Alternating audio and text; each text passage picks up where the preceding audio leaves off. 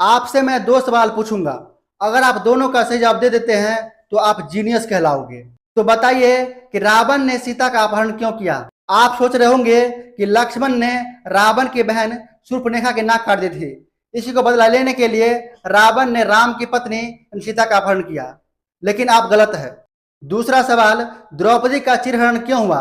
तो आप कहेंगे कि कौरवों को पांडवों से बदला लेना था, इसीलिए द्रौपदी का चिरहरण हुआ, लेकिन आप यहां पर भी गलत है। अगर दो जवाब गलत है तो सही जवाब क्या है, ये रहा सही जवाब। आपको पता है स्त्री का ज्यादा सुंदर होना गुण नहीं है, स्त्री का जरूरत से ज्यादा सुंदर होना दोष है।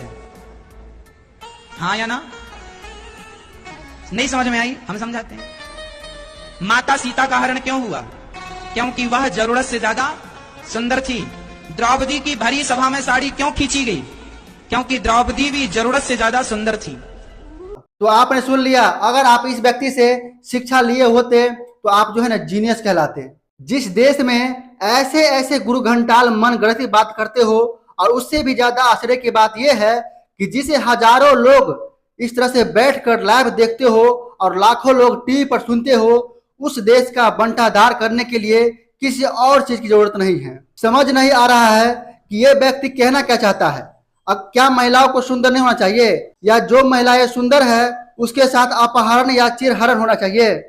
आखिर ये सबा पुआ पाउडर लगा के, लिपस्टिक, काजल और टीका लगाकर यह आदमी सिद्ध क्या करना चाहता है?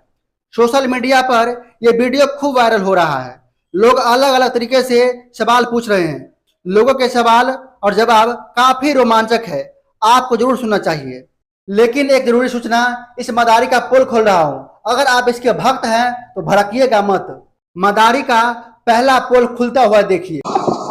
भागवत जी के अष्टम स्कंद के 10वें अध्याय में लोग कहते हैं भागवत जी में राधा का नाम नहीं है, राधा का नाम नहीं है। ये लोग गलत कहते हैं, जो भी कहता है गलत कहते हैं।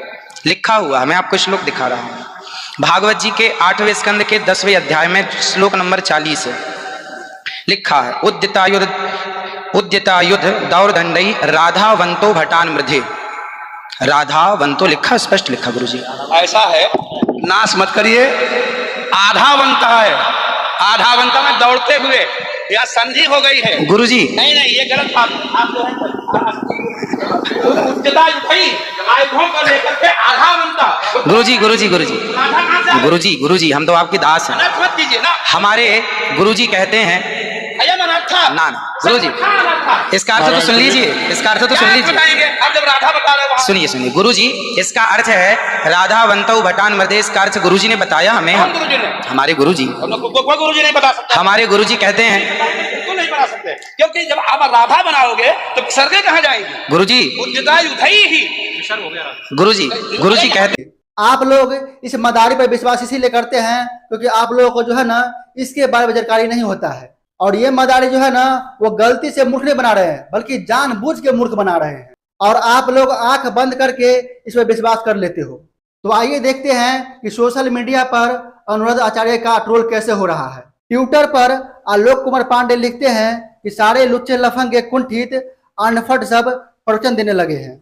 नेहा सिंह राठौर लिखती है कि जिस हिंदू धर्म में हम उन स्त्रियों को माता और देवी तुल्य मानते हैं, उसके बारे में इस पाखंडी के विचार सुनिए। क्या हिंदुत्व के ठेकेदारों को बुरा नहीं लगता है? वही एसके लिखते हैं कि मर्द का भी ज्यादा सुंदर होना दोष है। महाराज जी, अपने आप को ही देख लो, इतना पाउडर लिपस्टिक लगाकर प्रवचन दे रहे हो, किसी हबसी मर्द के सामने आ गए तो आपकी सुंदरता जो है ना वो कहीं की नहीं रहेगी।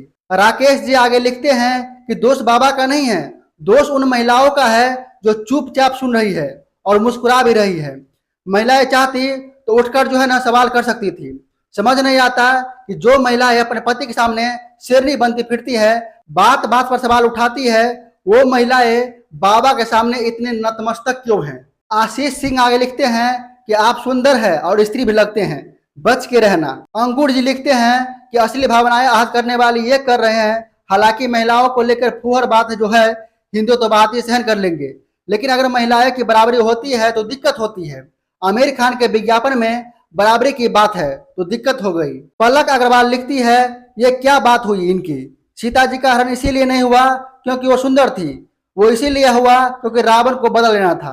द्रौपदी माता का हरण इसीलिए नहीं हुआ क्योंकि वो सुंदर थी, बल्कि कौरवों को पांडवों से बदल लेना था। वैसे तो सुंदर आप भी है, अपना ख्याल रखिएगा, नहीं तो पता नहीं क्या होने वाला है आपके साथ। कृष्णा जी लिखते हैं कि खुद ना तो पुरुष है और ना ही महिलाएं है, तो ये मापदंड कौन तय करेगा कि जरूरत से ज्यादा सुंदर होने पर? क्या बाबा जी सुंदरता पर नियंत्रण रखने के लिए कोई फॉर्मूला बताइए। मनीष मिश्रा लिखते हैं कि अनिरुद्ध चार्य को कौन सी रामायण और महाभारत पढ़ ली, या कहाँ लिखा कि इतना ज्ञान लाते हो? इसकी शिक्षा जानने के लिए बायोग्राफी देखी। इनके कॉलेज स्कूल का कुछ अता पता नहीं है।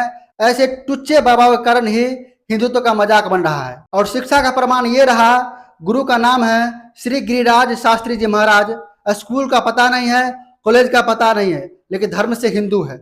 डॉक्टर कुमार विश्वास लिखते हैं, यानी माता सीता का हरण दुशासन द्वारा ज्ञान सेनी के चिरहरण के लिए ये पापी हमारी से माताएं दोषी थी। कैसी प्रचंड मूर्खता है, पर समस्या से ये किसी हमारे कथा कथित धर्म संस्कृति रक्षक भी इस पर कुछ बोलेंगे नहीं, क्योंकि उसकी भावनाएं भी जो है ना उसके विपक्षी बालों से ही आहत होती है। वैसे दोषी इस मदारीनुमा बाबा की नहीं है, दोष इस जनता की है जो गूंगी बहरी बनकर सोचने समझने की क्षमता को त्याग कर ऐसे बरबोलो लोगों की बातें सुनते हैं और उन्हें देवदूत मानने लगते हैं। लेकिन तरस उन महिलाओं और उन पुरुषों पर आता है जो घंटों का समय इन बाबाओं के प्रवचनकर्ताओं पर देते हैं, उनकी निराधार और अवैज्ञानिक बातों को सुनते हैं। जहां सोचिए कि जितने लोग बैठे हैं, ज्यादातर लोगों को मालूम होगा कि सीता का अपहरण क्यों हुआ और द्रौपदी का चिरहरण क्यों हुआ। सभी ने ग्रंथों में जरूर पढ़ा होगा या कहीं न कहीं प्रवचन में जरूर सुना होगा, लेकिन किसी ने भी उठकर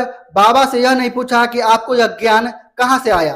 क्या आपने अन्य रामायण और महाभारत पढ़ ली है? आप में से अगर कोई बाबा का भक्त होगा तो सच्चाई जो है ना मालूम पड़ गया होगा।